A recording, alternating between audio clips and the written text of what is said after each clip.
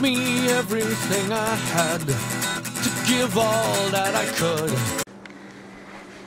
Hey y'all, Crazy Mama Kelly here, coming at you from my part of PA. Well, today I'm going to be making a little bit of concoction for my sicky kids so they don't get 10 times worse.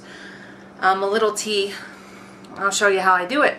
And while I'm at it, I figured I'd tell you a little ghost story, just since, you know, out of the great big book of everything about Pennsylvania, while I do it. So grab a cup of coffee, grab a cup of joe, do what you gotta do, and come watch us. Thanks.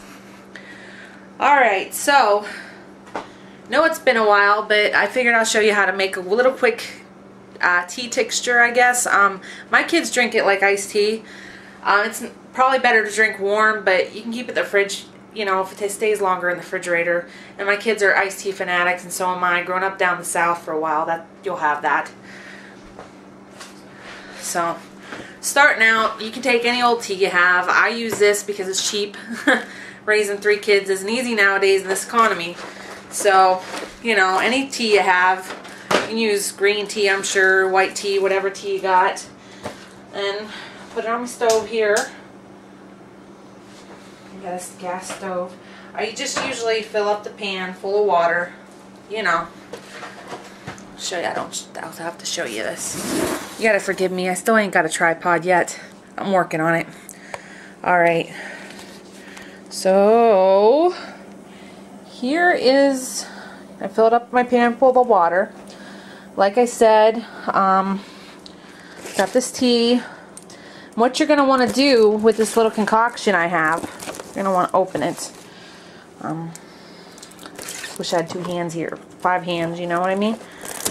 Alright, I usually use like 10 tea bags, but I like a strong tea, so I do. Okay,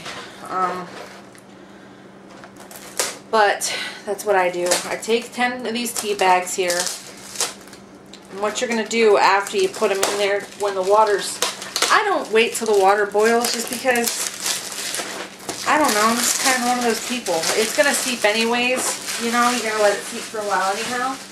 And I usually just leave my tea bags, I rip off the paper from the tea bag, and I usually just keep them in the tea, you know what I mean? I like it better that way, so I just add it. Now normally when I make iced tea, I usually just use plain old sugar, but sometimes I get on these health kicks, and the last time I made this, kids didn't complain about it too much. So, you know, anything to help their little immune systems down, you know, to stay up and charged, so they don't end up with flu or anything. You know, and notorious around here for getting allergies. I just am. There's 2, 4, 5, 6, 7, 8, 9, and 10. Alright, so after you get this boiling for a while, your tea, what I would do, so, it's always better to use like fresh herbs and stuff, but being that my garden's done and I didn't get a whole lot of herbs planted this year, I didn't have that luxury, so I just have to use standard old, you know, stuff you buy at Walmart and the herb section. That's what I like to do. I really wanted to get ginger root, but it's like expensive. You ever look at the price of that stuff? It's like $6.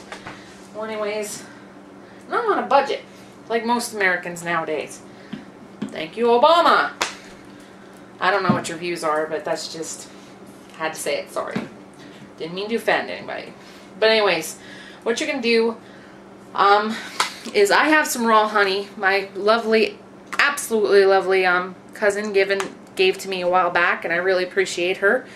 Miss her like crazy. Got to go visit her sometime. This comes from a local farm. It's raw. Raw is really good. It actually has more benefits than the pasteurized stuff you have. I wouldn't advise using it for kids under 3 because that's what the government says, but you know, because they're afraid of botulism or whatever, but I don't know. I've never really had a problem with it, but what I'm going to do is I'm going to take a bunch of this raw honey. You can probably usually get this from your local farms, or if you're lucky enough, farmers markets or anything. There's a place over in Brookville, my cousin Brookville that my cousin gets this stuff. This is raw honey, so it's made out of basswood thing. It's made in St. Mary's, not too far from here. So I'm going to take like a couple spoonfuls of this. I mean, honey's really sweet, so I wouldn't advise using a whole lot. But that's just me. I'll be right back. I gotta get a spoon. Whip.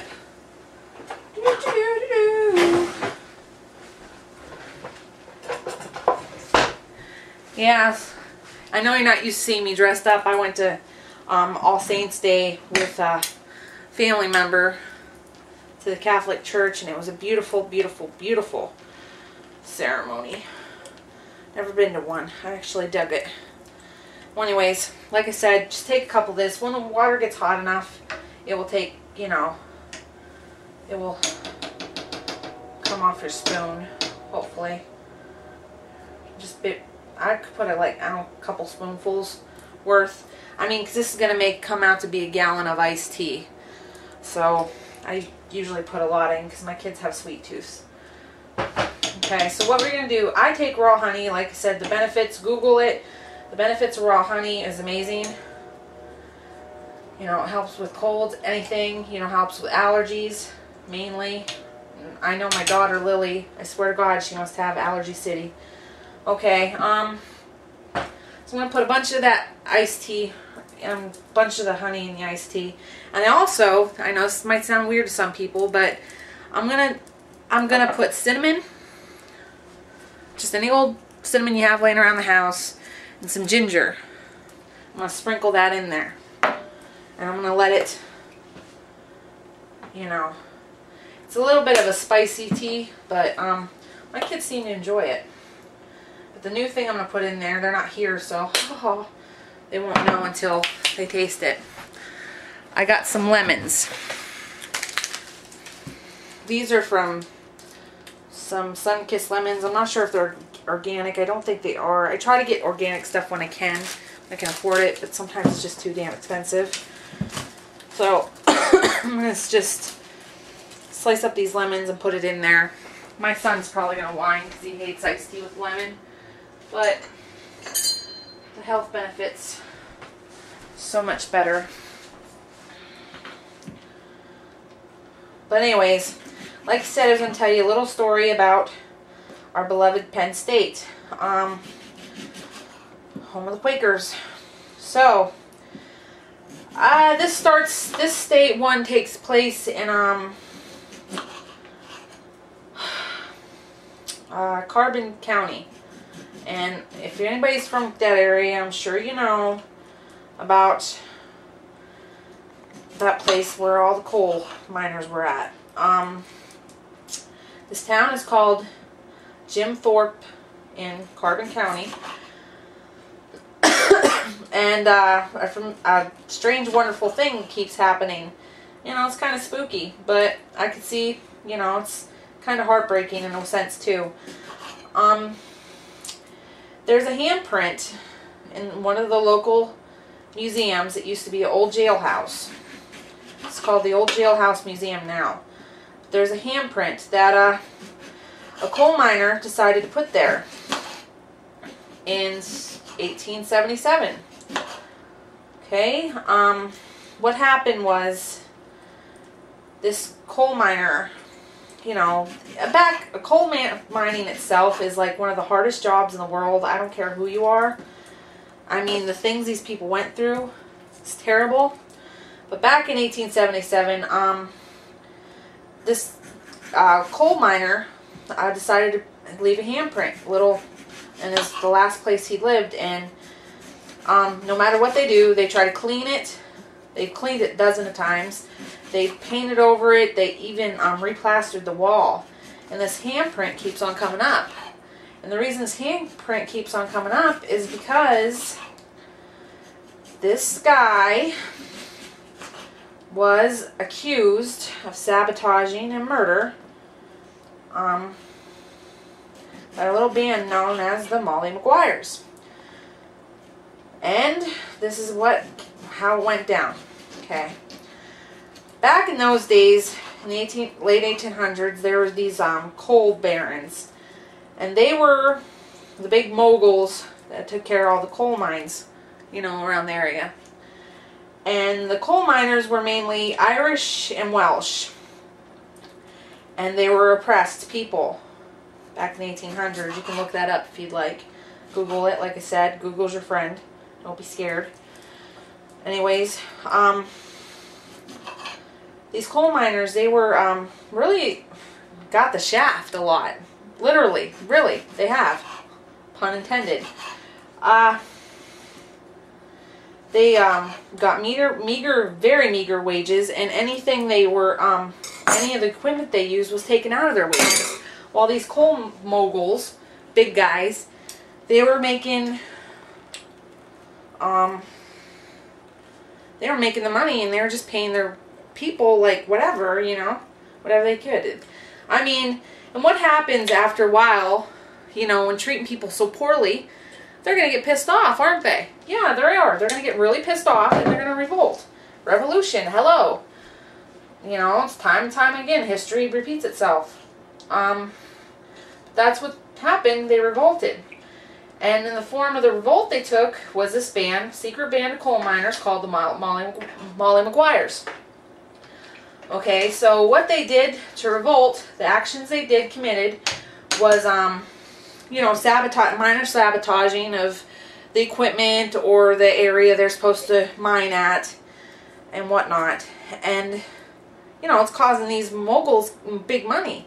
And the coal barons even said that they accused of some Mcquires of murder. I don't know how true that is. I'd have to Google it myself. There's an awesome movie. I think it was made in the 1970s. Sean Connery's in it. It's worth the view. You know, shows you a little bit of story about the Molly Mcquires. What happened is, it didn't say in the Great Big Book everything this dude's name. You'd have to Google it. If I find it, I'll put it down below. But he was so pissed off because they started making arrests, and there's trials for the Molly Mcquires because these coal barons were telling, you know, hey, they're murdering people, you know, this got to stop, you know. Then, of course, they have all the power, they have all the money. What happens when people with power and money? They usually win. Okay, so they start taking all these people they suspected of being Molly Mcquires to jail. Well, back in that day, even if you went to trial, innocence was not, you know, innocence, they didn't recognize it. It was not a plea, you know, innocence, they didn't have a thing back then. Innocence was not a defense back in that day. You know, things were a little bit unfair because these unscrupulous, you know, miners. And the whole part about it is these coal barons, they were probably killing people off. You know, I'm sure they were. You know, corruption and greed, that will do it to you all the time. Well, anyways, this guy, this poor guy, he was housed, he was one of the cell members. He was housed in cell, what cell was it? I think it was 17. Yeah, I think it was. Yeah, I think it was cell 17. Yeah, it was cell 17. Cell number 17. And that's, you can still see it to this day. The handprint. And the reason why he put his hand there, off the dirty floor, his hand was dirty after sitting on the floor, because I'm sure that jail back then in the 1800s wasn't real fun. Doesn't have modern conveniences that we do now. Anyway, he put his hand on the wall and he said, quote unquote, he said he was innocent of all the crimes that they said he was committing, and to prove his innocence, his handprint would remain there forever to prove his innocence, that he wasn't part of the Molly Mcquires and everything else. So it's to this day the handprint still remains there. You can still see it. It's called the Old Jail Museum. It's in, like I said, Carbon County. And that's my story. Okay. So I hope, in the town of Jim Thorpe. Okay. So I hope that story interests you a little bit. There's a bunch of, being that it's Halloween, I'll tell you a little bit about Halloween while we're waiting here. Halloween actually is an ancient pagan Celtic holiday. It was called Samhain. I probably said that wrong. I'm sure you can, there's tons of videos about that on Facebook, on YouTube, whatever. Anyways, and what they did back then is they believed that,